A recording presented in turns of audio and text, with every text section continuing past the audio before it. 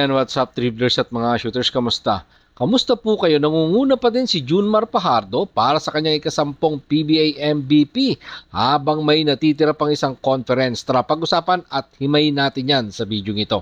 Matapos po ako maglambing sa inyo ng isang like, share, comment down below and don't forget to subscribe and hit the notification bell button para lagi po tayong updated sa ating pong mga video at lahat po ng ating shoutout ay nasa dulong bahagi lang po ng bidyong ito. Sa kasalukuyan nga po ay nasa tamang landas pa din si 9 times PBA MVP Junmar Fajardo para sa kanyang ika-10th PBA MVP Award. Batay na nga po sa kasalukuyang mga nangyayari na tila ganito din ang mga dating sitwasyon dahil sa kasalukuyan ay nangunguna pa din siya sa nasabing parangal na pinakamataas para sa liga. Sa dalawang nakaraang conference na kompleto nga po ni Junmar Fajardo ang pangunguna para sa 50th season ng PBA. Ang 36 years old na tubong pinamungahan Cebu ay lamang sa kasalukuyang statistical points na meron nga pong 29.8 statistical points. Sinundan nga po siya ni NLEX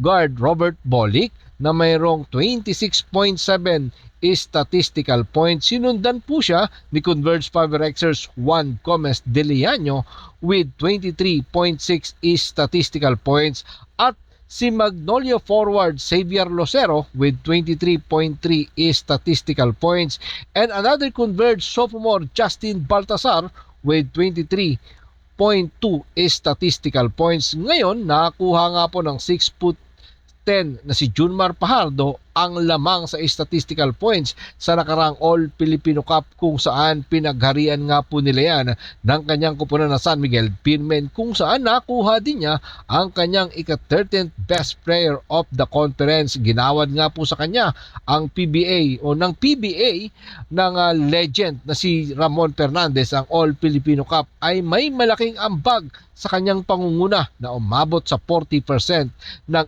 statistical points. Ang 37 game ni Junmar Fajardo sa 50th season ay nag-average lamang po siya dyan ng 17.0 points per game at siya din ang nangunguna pagdating sa rebounding with 16.1 rebound at sinamahan niya pa yan ng 3.3 assists per game. Samantalang si Barangay Ginebra San Miguel guard RJ Abarientos na siya namang hinirang 50th season Commissioner's Cup Best Player of the Conference ay nasa rank number 6 with 22.8 statistical points.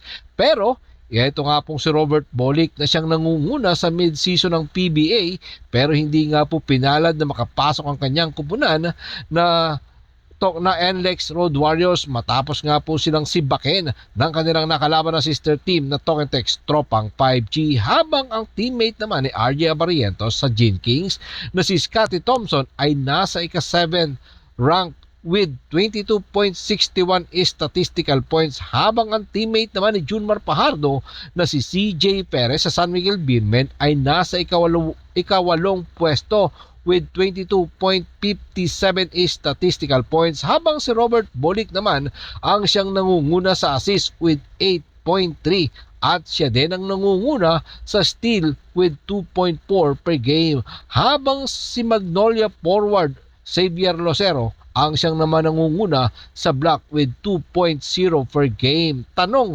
magiging consistent nga kaya si Junmar Abay Fajardo para sa kanyang ika-10th PBA MVP Award? Yan ang tanong na iiwan natin dyan sa comment section. Maraming salamat po sa inyong patuloy na panonood.